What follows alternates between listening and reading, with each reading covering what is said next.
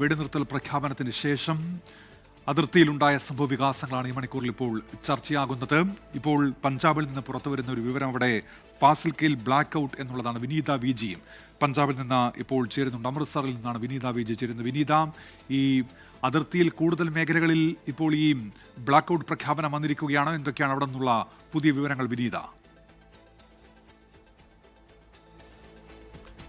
തീർച്ചയായും ഉന്മേഷ് സൂചിപ്പിച്ചതുപോലെ ഇപ്പോൾ അമൃത്സറിൽ ബ്ലാക്ക് ഔട്ട് പ്രഖ്യാപിച്ചിരിക്കുകയാണ്. അതിനിടം തന്നെ സൈറൻ മുഴങ്ങിയിട്ടുണ്ട്. കടകളൊക്കെ ഇന്ന് ഒരു സാധാരണ നിലയിലേക്ക് ജനജീവിതം തിരികെ എത്തിയ കാഴ്ചയായിരുന്നു നമുക്ക് ഈ വൈകിട്ടോടു കൂടിയൊക്കെ തന്നെ കാണാൻ കഴിഞ്ഞിട്ടുണ്ടായിരുന്നത്. എന്നാൽ നിമിഷ നേരം കൊണ്ട് പൂർണ്ണമായും അത് മായുന്നതാണ് പിന്നീട് നമുക്ക് കാണാൻ കഴിഞ്ഞത്. വിവിധ മേഖലകളിലേക്ക് അടക്കം പോലീസൊക്കെ എത്തുകയും ആ കടകളൊക്കെ തന്നെ കൃത്യമായി അടയ്ക്കണമെന്ന് അവർക്ക് നിർദ്ദേശം നൽകുകയും ചെയ്തു. ഒപ്പം തന്നെ പൂർണ്ണ ഒരു ബ്ലാക്ക് ഔട്ടിലേക്ക് പഞ്ചാബ് നീങ്ങുന്നതാണ് നമുക്ക് കാണാൻ കഴിഞ്ഞിട്ടുണ്ടായിരുന്നത്.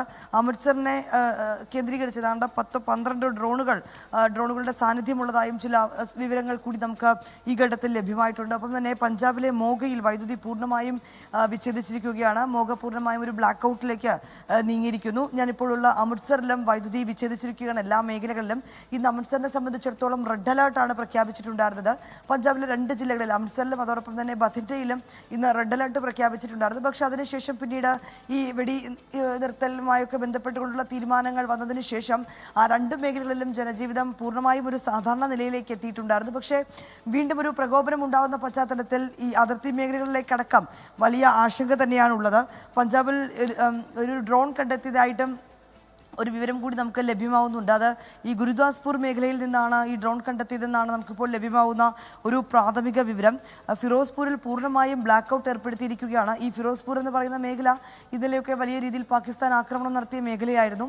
ആ മേഖലയിൽ ഈ ഡ്രോൺ വിടുകയും പിന്നീട് അവിടെയുള്ള 3 പേർക്ക് പരിക്കേൽക്കുകയും ഒക്കെ ചെയ്തൊരു മേഖല കൂടിയാണ്. പക്ഷേ ഇന്ന് അത്തരത്തിലേക്കുള്ള നടപടിക്രമങ്ങളൊന്നും ഉണ്ടാകില്ല എന്നുള്ളത് തന്നെയാണ് പ്രതീക്ഷിച്ചിരുന്നത്. അത്തരമൊരു ആക്രമണം ഇന്ന് പാകിസ്ഥാന്റെ ഭാഗത്തുനിന്ന് ഉണ്ടാകില്ല എന്നൊരു പ്രതീക്ഷയിൽ തന്നെയായിരുന്നു ആ അതിർത്തി മേഖലകൾ അടക്കം. പക്ഷേ വളരെ പെട്ടെന്നാണ് സ്ഥിതിഗതികൾ മാറി മറിഞ്ഞത്. ഇപ്പോൾ അതീവ ജാഗ്രതാ നിർദ്ദേശം തന്നെയാണ് പല മേഖലകളിലേക്കും നൽകിയിരിക്കുന്നത്.